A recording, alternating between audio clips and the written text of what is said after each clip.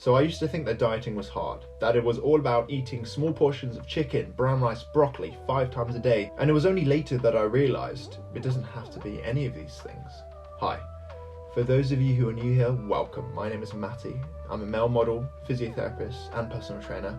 I've been training consistently in the gym for the last 7 years, and at 27 years old, I'm in the best shape of my life. In this video, I'm going to be sharing with you 5 hacks that revolutionized the way that I diet. So without further ado, let's get on with the video. Hack number 1. So anytime I'm dieting, I will use the 80-20 rule. 80% eating healthy whole foods and 20% eating kind of whatever I like, if it fits your macros, flexible dieting. The reason why I think this is important is because not all calories are equal. Yes, a calorie is a calorie, and you can lose weight on a diet of Twinkies, on a diet of McDonald's. It is possible. Just because you can do something doesn't mean that you should do it. So I'll use myself as an example. When I first discovered flexible dieting, I thought, wow, this is great. I can eat what I want, and as long as I hit my calories, as long as I hit my macros, then I'm good, right? Yes and no. I remember my first meal being a tub of Haagen-Dazs. So I remember eating that and feeling pretty satisfied, and then realizing that I've eaten pretty much my entire fat allowance in one sitting. So the rest of the day had to be like protein shakes, protein bars. It was just pretty dreadful. Not to mention how I felt was pretty dreadful afterwards.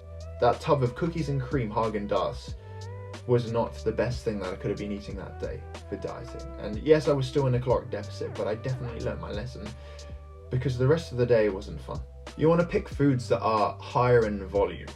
So for instance, if you eat a potato, that is better than eating a potato chip or fries, because the potato has more fiber, more water, and it's going to fill you up a lot more than some dehydrated pop chip.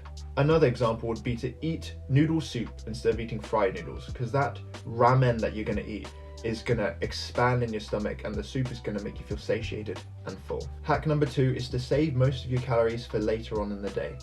Now, I practice intermittent fasting. I'm not suggesting that everyone practice intermittent fasting because it doesn't work for everybody. But what I have found is that it is easier to go through the day hungry and a little bit uncomfortable, as opposed to trying to go to bed when you're hungry. Have you ever tried to go to bed when you're hungry? It is nearly impossible. So you want to think about your calories like a bank, like you're saving the calories for later. The great thing about this is that you can still enjoy eating out for dinner if you use this strategy.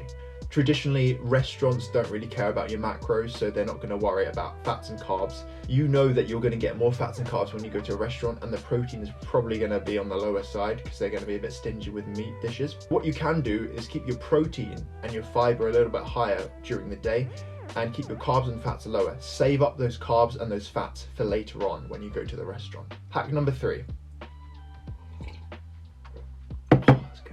Use caffeine strategically. So after waking up, you're going to be quite thirsty. You want to make sure you hydrate first, and about 90 to 120 minutes after you wake up.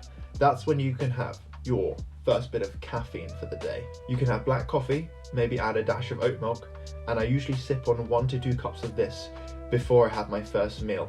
Now, there isn't the strongest evidence to suggest that caffeine is an appetite suppressant. However, on an observational and anecdotal level, it does. You've probably had it when you've been at a restaurant and you've been eating and you're gobbling down the food, and before you know it, you've overeaten because your stomach is now really full and your brain is finally telling you that it's time to stop eating. Hack number 4, before you have your meal, drink a glass full of water. When you're eating your meal, try to sip on water as well, but the main thing is you want to be chewing your food fully before you swallow it. It's around 20 chews before you should be swallowing the food that is in your mouth. Hack number 5 is take progress photos to compare where you were last week, 2 weeks before, 3 weeks before. This will motivate you. Have weekly weigh-ins, because if you weigh yourself every day, then you're not necessarily going to see changes. I don't always use the weighing scale because when you're losing body fat, you will see the changes visually week to week, whereas you might not see the changes in your weight due to fluctuations in the amount of sodium that you had the night before, how much water you drank, and how many carbs you've had the night before as well, because carbs can pull in water and cause water retention. So does sodium. Remember your why. Why are you dieting? What is your goal? Where are you trying to get to? There has to be a why. I thought dieting was hard.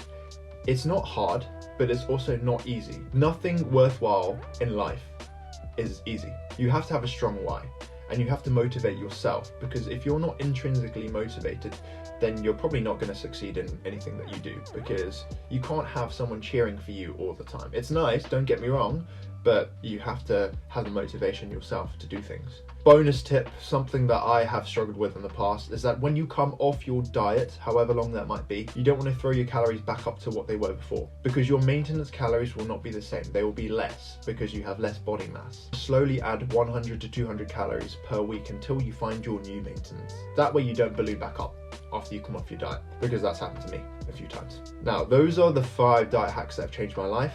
Hope they've been useful to you, and I'll see you guys in the next one. Peace. I'm on my own, broken alone. I feel the rain crashing down all around this empty town. I'm searching for the lost and found.